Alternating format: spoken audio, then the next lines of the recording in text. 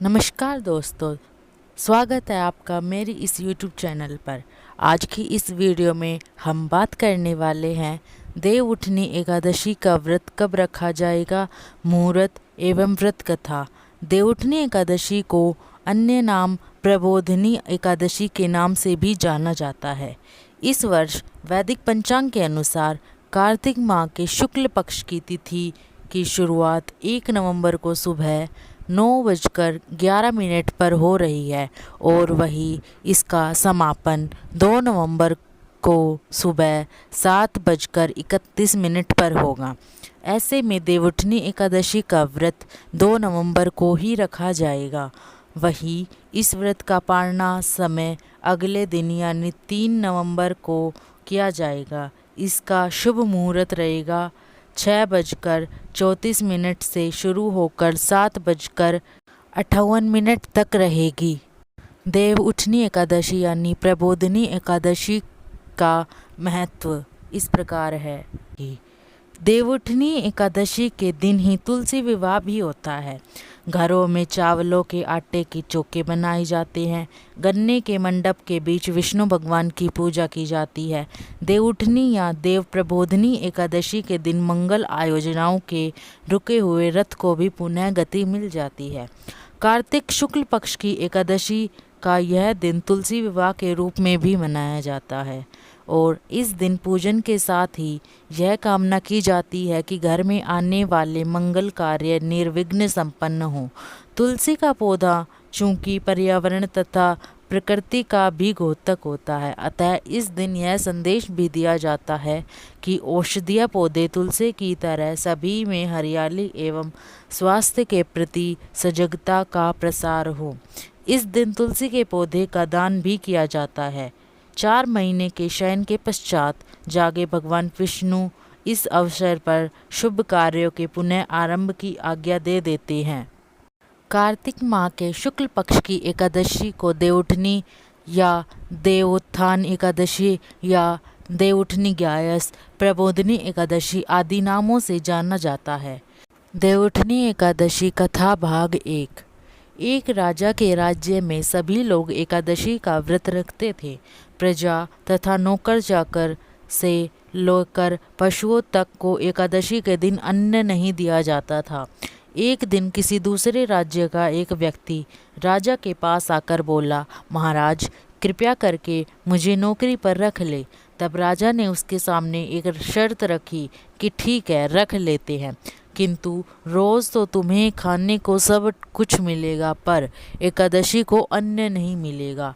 उस व्यक्ति ने उस समय तो हाँ कर ली, पर एकादशी के दिन जब उसे फलाहार का सामान दिया गया तो वह राजा के सामने जाकर गिड़गिड़ाने लगा, महाराज इससे मेरा पेट नहीं भरेगा, मैं भूखा ही मर जाऊंगा, मुझे अन्न दे दो। राजा ने उसे शर्त की बात याद दिलाई पर वह अन्न छोड़ने को राजी नहीं हुआ। तब राजा ने उसे आटा दाल चावल आदि दिए। वह नित्य की तरह नदी पर पहुंचा और स्नान कर भोजन पकाने लगा। जब भोजन बन गया तो वह भगवान को बुलाने लगा, आओ भगवान भोजन तैयार है। उसके बुलाने पर पीताम्बर धारण किए हुए भगवान चतुर्भुज रूप में आ पहुँचे तथा प्रेम से उसके साथ भोजन करने लगे। भोजन आदि करके भगवान अंतर्धान हो गए तथा वह अपने काम पर चला गया। 15 दिन बाद अगली एकादशी को वह राजा से कहने लगा कि महाराज मुझे दुगना सामान दीजिए। उस दिन तो मैं भूखा ही रह गया। राजा ने कारण पूछा तो उसने बताया कि हमारे साथ भगवान भी खाना खाते हैं, इसलिए हम दोनों के लिए ये सामान पूरा नहीं होगा। यह सुनकर राजा को बड़ा आश्चर्य हुआ। वह बोला, मैं नहीं मान सकता कि भगवान तुम्हारे साथ खाते हैं। मैं तो इतने व्रत रखता हूँ, पूजा करता हूँ, पर भगवान ने मुझे कभी दर्शन नहीं दिए। राजा की बात सुनकर वह बोला, महाराज यदि विश्वास न हो तो साथ चलकर देख ले। राजा एक पेड़ के पीछे छिपकर बैठ गया। उस व्यक्ति ने भोजन बनाया तथा भगवान को शाम तक पुकारता रहा, परंतु भगवान न आए। अंत में उसने कहा, हे भगवान, यदि आप न आए तो मैं नदी में कूदकर प्राण त्याग दूंगा। लेकिन भगवान नहीं आए।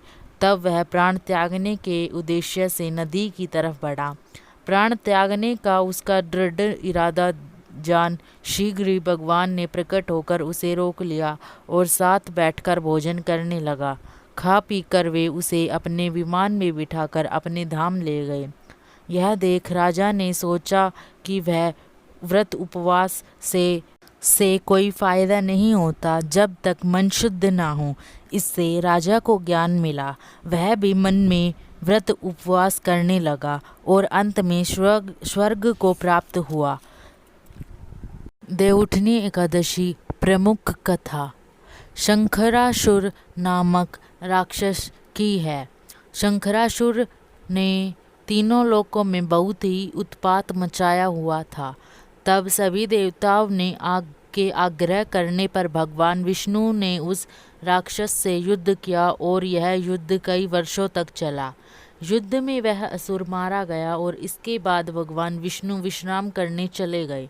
कार्तिक शुक्ल एकादशी के दिन भगवान विष्णु की निद्रा टूटी और सभी देवताओं ने भगवान विष्णु की पूजा की थी। शिव महापुराण के अनुसार पौराणिक समय में दैत्यों का राजा दंभ हुआ करता था। वह बहुत बड़ा विष्णु भक्त था। कई सालों तक उसके यहाँ संतान नहीं होने के कारण उसने शुक्राचार्य को अपना गुरु बनाकर उनसे श्री कृष्ण मंत्र प्राप्त किया। यह मंत्र प्राप्त करके उसने पुष्कर सरोवर में घोर तपस्या की। भगवान विष्णु उसकी तपस्या से प्रसन्न हुए और उसे संतान प्राप्ति का वरदान दे दिया।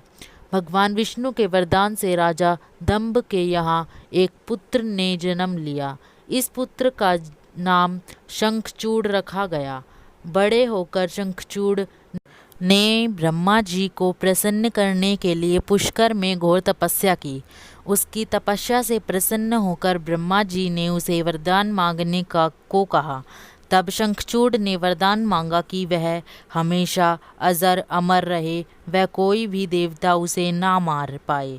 ब्रह्मा जी ने उसे यह वरदान दे दिया और कहा कि वह बद्रीवन जाकर धर्मध्वज की पुत्री तुलसी जो तपस्या कर रही है उससे विवाह कर ले। शंखचूड़ ने वैसा ही किया और तुलसी के साथ विवाह के बाद सुखपूर्वक रहने लगा। उसने अपने बल से देवताओं, असुरों, दानवों, राक्षसों, गंधर्वों, नागों, किन्नरों, मनुष्यों तथा त्रिलोकों के सभी प्राणियों पर विजय प्राप्त कर ली। वह भगवान श्री कृष्ण का परम भक्त था। शंखचूड़ के अत्याचारों से सभी देवता परेशान होकर ब्रह्मा जी के पास गए और ब्रह्मा जी उन्हें भगवान विष्णु के पास ले गए। भगवान विष्णु ने कहा कि शंखचूड़ की मृत्यु भगवान शिव के त्रिशूल से ही होगी, अतः आप उनके पास जाएं। भगवान शिव ने चित्रस्थ नामक गण को अपना दूत बनाकर शंखचूड़ के पास भेजा। चित्ररथ ने शंखचूड़ को समझाया कि वह देवताओं को उनका राज्य लौटा दे, परंतु शंखचूड़ ने मना कर दिया और कहा कि वह महेश्वर से युद्ध करना चाहता है।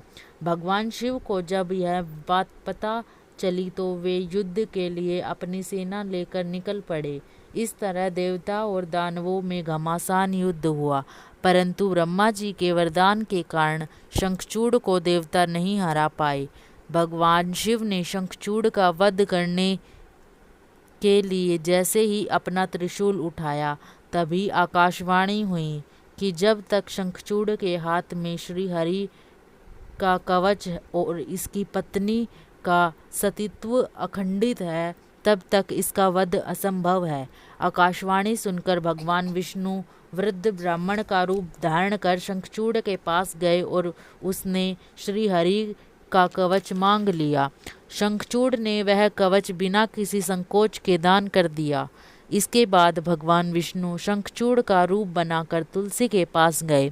शंखचूड़ रूपी भगवान विष्णु ने तुलसी के महल के द्वार पर जाकर अपने विजय होने की सूचना दी। यह सुनकर तुलसी बहुत प्रसन्न हुई और पति रूप में आए भगवान का पूजन किया व रमण किया।